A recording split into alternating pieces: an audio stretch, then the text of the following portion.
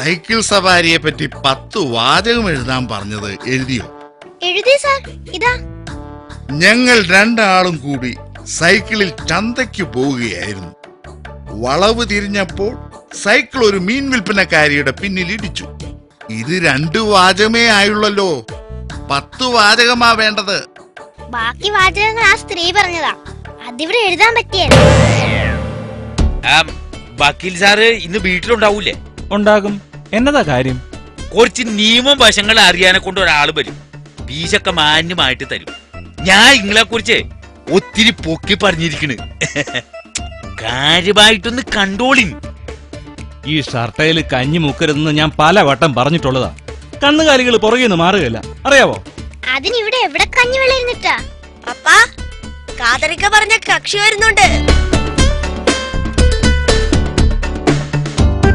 വരണം സാർ, അകത്തോട്ടിരിക്കാം. പപ്പ അല്പം തിരക്കില്ല. അല്പം നേരം വെയിറ്റ് ചെയ്യൂ, ഉടനെ എത്തും. ബാലകൃഷ്ണപിള്ള സാറല്ലേ? ഇത് ഞാനാ സാറേ, പോത്തൻ വക്കീല്. പിന്നെ ഈ സാറിന്റെ കേസ് എന്താ ചെയ്യേണ്ടത്? അപ്പീൽ കൊടുത്തേക്കട്ടെ? ശരി ശരി ശരി. പപ്പ, മദ്രാസിന്ന് ജയലളിത വിളിച്ചിരുന്നു. ഉടനെ വിളിക്കാൻ പറഞ്ഞു. തിരക്കിനിടയിൽ ഞാനതൊക്കെ മറന്നു. ഹലോ, വണക്കം. ஜெயாமா சௌக்கியமா? உங்க கேஸ் நான் படிச்சுட்டே இருக்கேன். ஆமா, ரொம்ப பிரமாதமா கேஸ்.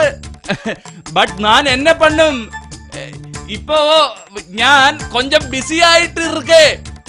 நீங்க நாளைக்கு விளி. ശരി. Okay okay okay. നേരം വെളുത്ത തുരുതുരാ കോളാ. വലിയ കക്ഷികളായതുകൊണ്ട് അറ്റൻഡ് ചെയ്യണേ. ഇപ്പം വരും സാർ, അല്പം വെയിറ്റ് ചെയ്യേ. ഹലോ, ബാംഗ്ലൂർ അല്ലേ? കണ്ണപ്പയാണോ?